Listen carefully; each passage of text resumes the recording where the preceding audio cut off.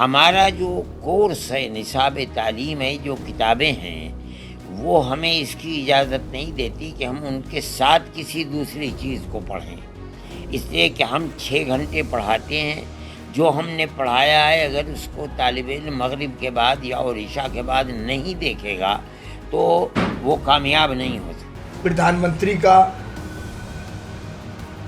जो नियत है वो बिल्कुल साफ है। प्रधानमंत्री ये चाहते हैं कि मदरसे के बच्चे के एक हाथ में कुरान करीम हो और दूसरे हाथ में लैपटॉप हो। प्रधानमंत्री ये चाहते हैं कि मदरसे का पढ़ने वाला बच्चा तालिब इल्म जो है वो डॉक्टर भी बने, इंजीनियर भी बने, IAS भी बने, IPS भी बने। इस्लामिक तालीम केंद्र दारुल उलूम अपने फतवे और फरमान के लिए अक्सर विवादों में रहता है। अब इस मदरसे ने अपने छात्रों को ये फरमान सुनाया कि वो अंग्रेजी या दूसरी भाषा नहीं सीखें। इस फरमान में हिंदी का इस्तेमाल नहीं किया गया है, लेकिन ये माना जा रहा है कि दूसरी भाषा में इसे भी शामिल माना जाएगा। दारुल उलूम के शिक्षा प्रभारी मौलाना हुसैन हरिद्वारी के द्वारा जारी नोटिस में उन छात्रों को चेतावनी दी गई है जो कि मदरसे में इस्लामिक शिक्षा के साथ साथ अंग्रेजी और कंप्यूटर की शिक्षा बाहर से लेते रहे हैं। शिक्षा प्रभारी ने स्पष्ट किया कि यदि कोई छात्र ऐसा करता है तो उसका मदरसे से निष्कासन किया जाएगा।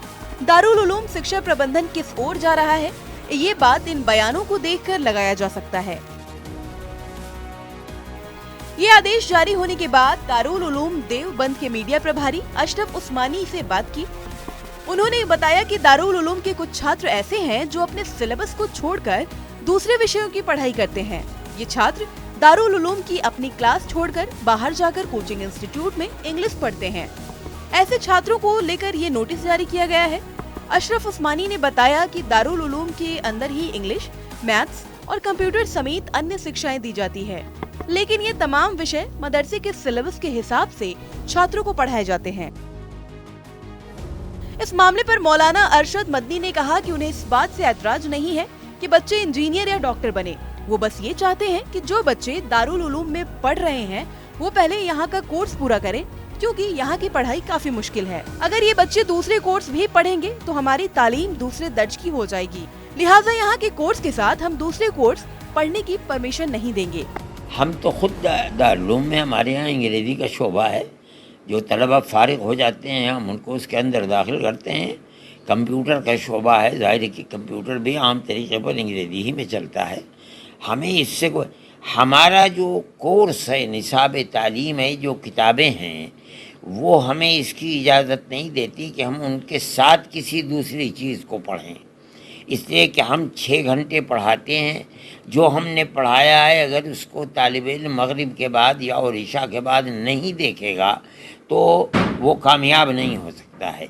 इसलिए हमने ये कहा कि आप पढ़ने के बाद चाहे इंजीनियर बने, डॉक्टर बने और एडवोकेट बने, जो आपका जी चाहे बने, लेकिन हमारे यहाँ पढ़ते हुए आप जो हम पढ़ाते हैं उसकी तरफ तवज्जो न दे करके कुछ और पढ़ें।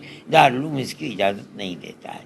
इसीलिए जो हमने अंग्रेज़ी का शोबा तय किया था, वो हमने ये तय किया था कि हमारे कोर्स को शुरू करने से पहले हम उसको 5 साल देंगे इसके लिए कि वो हिफ्ज़ कुरान करते करते, और बाद में जो हमारा 5 साल का कोर्स है जिसमें हम अंग्रेज़ी, हिंदी, जोग्राफिया वगैरह पढ़ाते हैं, उसके अंदर हम उसको 10वीं पास करा देंगे। जिस दिन से अरबी तालीम शुरू होगी हम कोई चीज़ नहीं पढ़ाते। बहरहाल इस मामले पर बयानबाजी भी होने लगी है। राष्ट्रीय बाल अधिकार संरक्षण आयोग के चेयरमैन प्रियंक कानूनगो ने दारुल उलूम को निशाने पर लेते हुए कहा कि वो बच्चों को रूढ़िवादी विचार में फंसाने के एजेंडे में लगा है। इस तरह मॉडर्न विषयों से बच्चों को दूर रखना देश के संविधान के खिलाफ है।